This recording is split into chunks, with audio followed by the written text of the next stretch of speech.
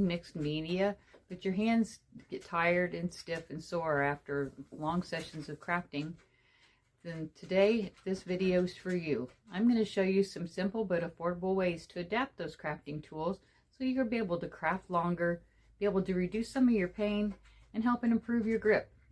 Crafting should be joyful, not painful. So let's make some of those tools work for you.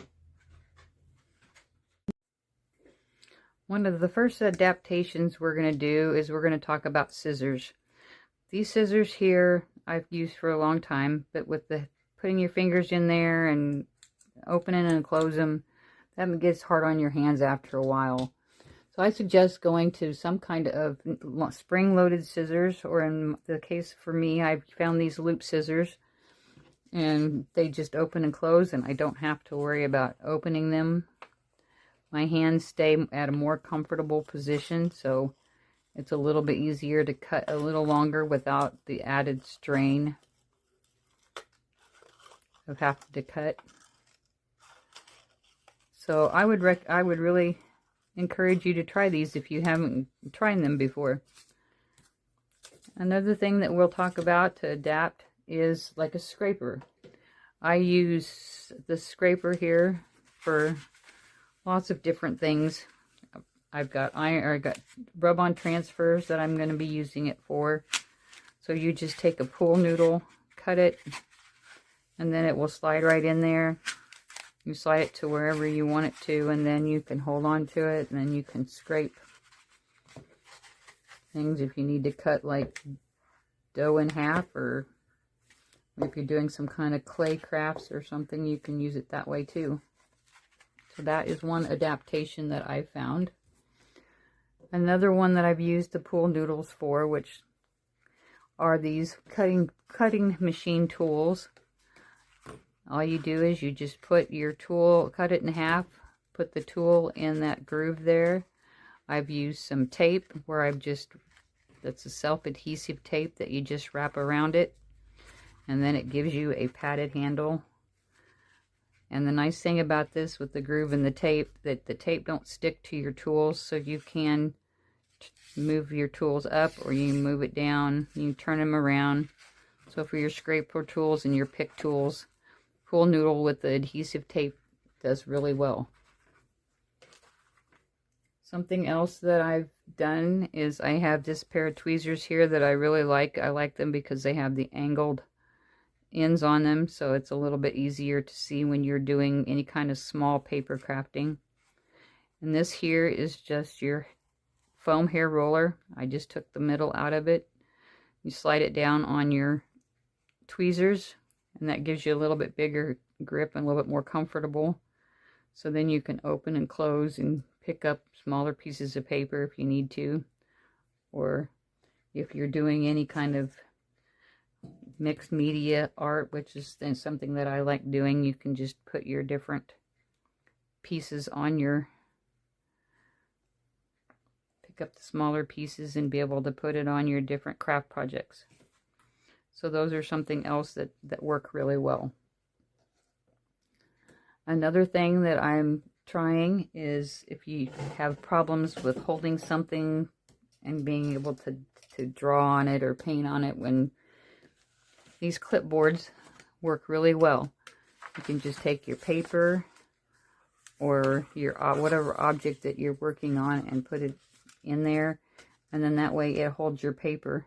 And something else that would help too is you can find non-grip mats. Mainly this one here is a oven trivet where you can put it on your hot food on there, but because it's the silicone rubber, you can put it down on your plate, on your place that you're working, and it helps your things not slide around as easy.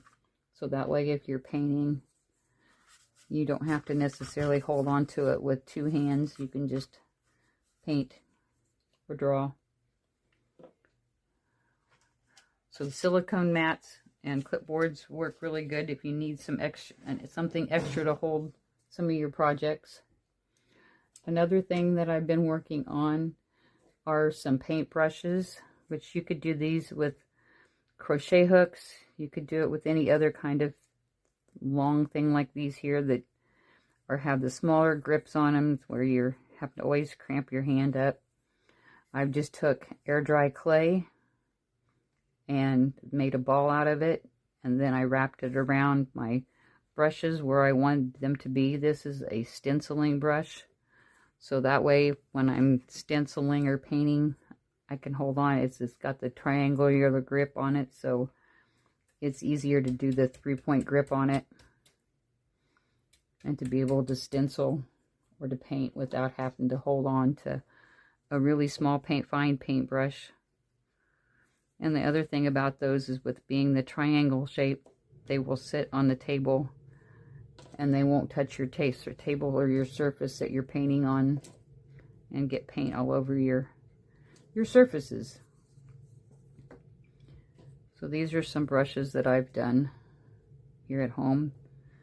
And like I said, you could put on your paintbrushes, you could put them on markers. If you have your markers and stuff, if you have a hard time grabbing a hold of those, you could put the air dry clay on that. Just let them dry.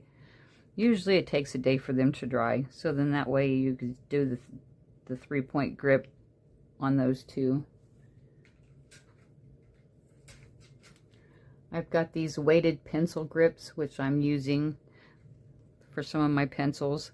They have some weights in them. They're made of silicone, so they will help hold your hand. They've got a little indentation there, so that way you can put your grip right on your hand where you need it at.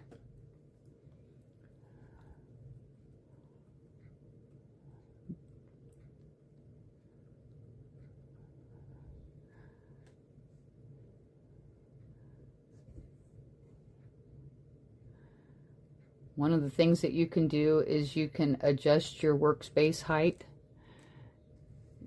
so that way you make sure that you have your work surface maybe a little bit higher, bring them closer to eye level.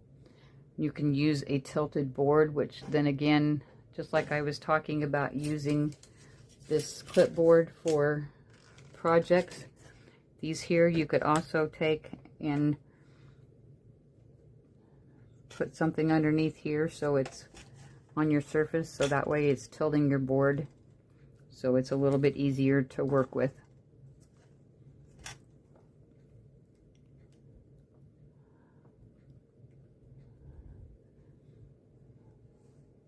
Some of the other things that you can use that make it a little bit easier is using tape runners instead of using your smaller glue bottles. Bigger glue bottles are a little bit easier, so those would be a little bit better to use than the smaller glue bottle.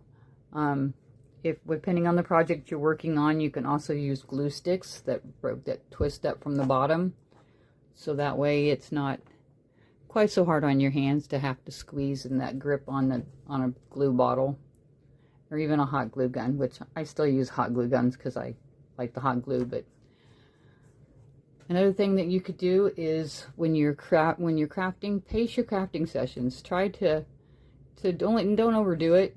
Try to take like 20 minutes at a time to do, and then just take 5 minutes, take a break. Which I know crafters, it's hard for us to take breaks once we get started. Just that one more thing. Creativity doesn't have an expiration date, so let's take care of those hands. If you found this helpful, let me know in the comments. What type of tools give your hands the most fatigue or trouble? And what kind of crafting do you like to do? Paper crafting such as cards, mixed media, or scrapbooking? I would love to be able to make some more adaptive videos for you. Please remember to like, subscribe, and remember to take care of those hands.